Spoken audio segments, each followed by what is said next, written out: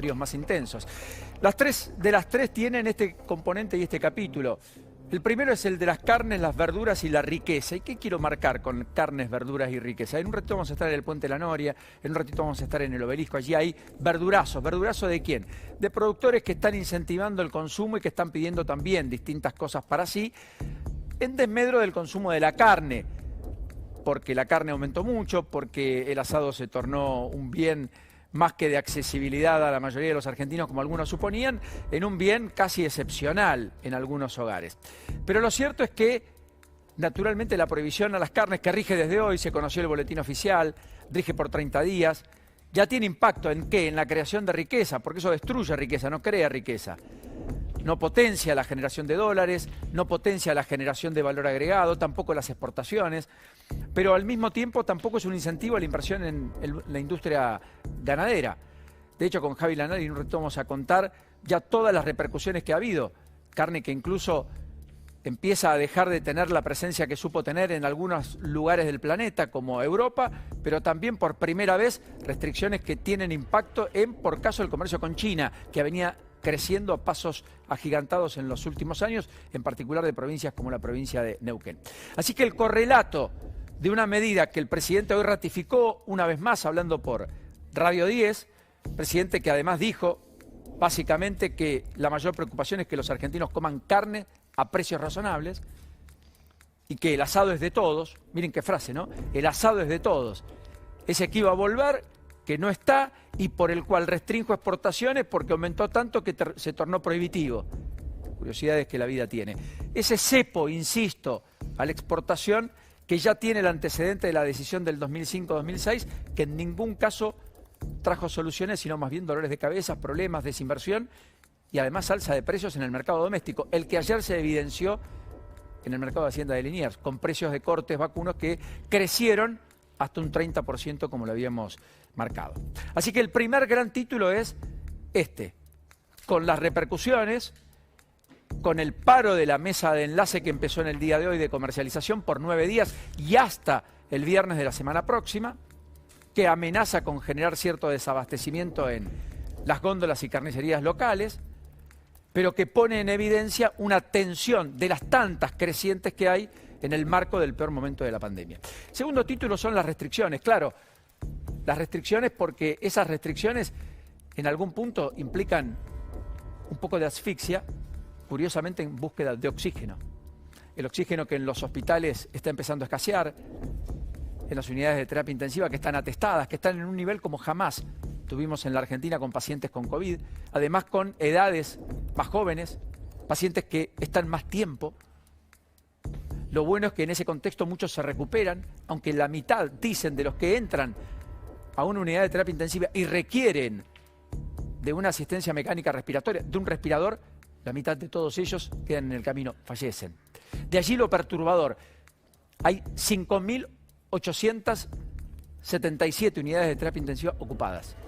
Y efectivamente por eso hay que darle una especie de mazazo, hay que imponer restricciones infinitamente más severas, que van a llegar, y que van a llegar hoy a la noche o mañana. Este es el nivel de ocupación promedio del sistema de unidades de terapia intensiva. La Argentina tiene poco más de 12.000 camas. Hoy ocupadas hay 10.000, casi 6.000 con pacientes con COVID. El resto son politraumatismos, son distintas afecciones que llevan a un paciente a terminar en unidad de terapia intensiva, cardíacas, respiratorias, etcétera, no necesariamente por COVID y demás. Fíjense que el AMBA está en un 76,5%, pero ya el interior del país está en un 72%.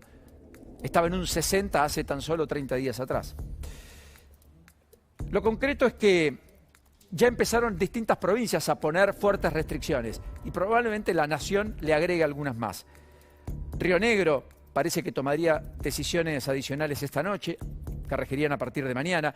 Ya en Neuquén hay una restricción para circular desde las 9 de la noche.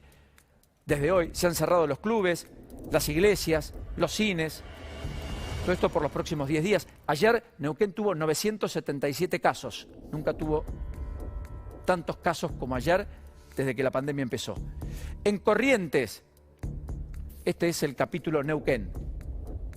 En Corrientes tiene una circulación comunitaria de la cepa Manaos. que perturba y mucho. Desde hoy suspendieron las clases presenciales, hay asueto administrativo. Los comercios van a cerrar no esenciales a las 9 de la noche, por lo que farmacias, estaciones de servicio, provisión de alimentos permanecerán abiertos, pero hasta las 0. Bares y restaurantes, lo mismo, y todo al aire libre, Corrientes.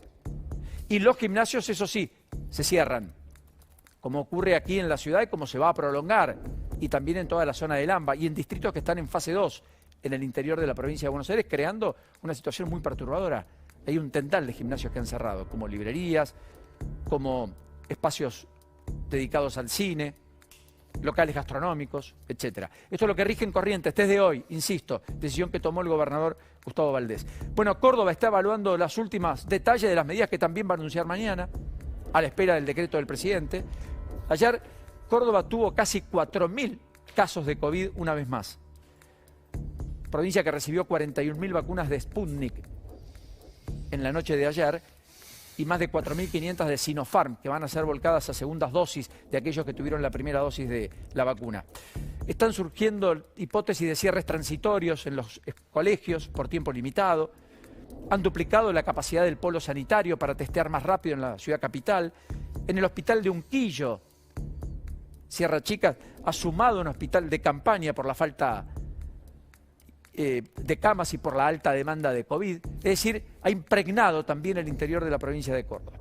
En Santa Fe, donde rigen restricciones también desde hoy, muy fuertes, por cierto, el sistema está no tenso, casi al borde del colapso, En el operativo Cerrojo, que rige desde hoy, los comercios tienen que cerrar a las 5 de la tarde, a las 5, no a las 7.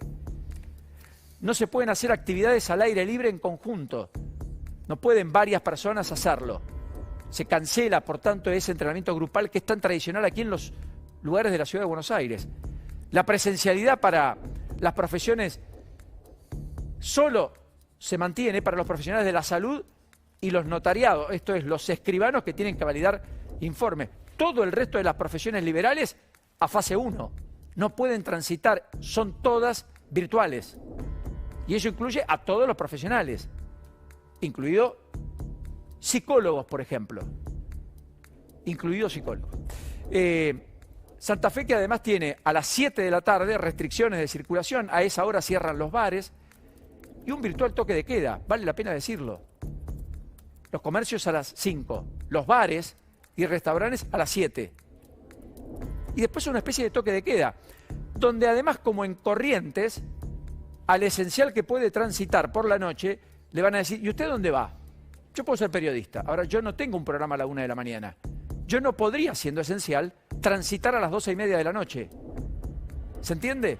Porque ese es el artilugio que utilizaron muchos de los esenciales para virtualmente transitar cuando no estaban yendo a su lugar de trabajo. Va a ser complejo, pero en los controles más estrictos probablemente cosas como estas empiecen a aflorar con mayor fuerza. Santiago del Estero ya no tiene presencialidad en las escuelas, en buena parte del interior de la provincia, desde el martes. En San Luis, el viernes pasado, se terminó con la presencialidad. Tucumán, hoy el gobernador Mansur, hace un ratito, ha dicho que deja abierta la posibilidad para suspenderla, la presencialidad escolar. Hasta aquí tenía resistencia. Hay 15 localidades del interior que empezaron a tener restricciones muy severas. Y en la provincia de Buenos Aires, recuerden que hay 61 distritos, ya no solo del conurbano, sino muchos del interior, que están efectivamente en fase 2, sin presencialidad en las escuelas, con gimnasios cerrados, con horarios de cierre de los locales a las 8 de la noche y un tránsito muy limitado en el horario nocturno. Varios incluso bajaron de fase en los últimos tiempos. Las 9 provincias con más del 80% de las unidades de terapia intensiva ocupadas, observen, entre otros, Santa Fe tiene un 96 promedio. Imagínense que para que el 96 sea promedio, significa que hoy desde Rosario estamos trasladando pacientes a otros lugares, desde Santa Fe Capital los llevamos a Reconquista o viceversa. Corrientes está en un 81%, no con tantos pacientes COVID. Hay poco uso de respiradores artificiales, por suerte, mecánicos, pero en Corrientes tenemos muchos otros pacientes de patologías que el año pasado no se trataron y sí se están tratando este año. Formosa, que empezó a cargar rápidamente casos La Nación, de lo que Formosa dice que le fue entregando en tiempo y forma, pero que Nación cargó con retardo y para lo cual Formosa la intimó al gobierno nacional el domingo pasado en un parte que hizo público. Tucumán, como les marcaba recién, y después la Patagonia Argentina, el centro del país, La Pampa, Mendoza. Mendoza tuvo en mayo la mayor cantidad de víctimas fatales en un mes de toda la pandemia. En los que va de los días de mayo, tuvo más muertos que en noviembre. En Mendoza, insisto, y todavía al mes le queda casi una mitad, una quincena.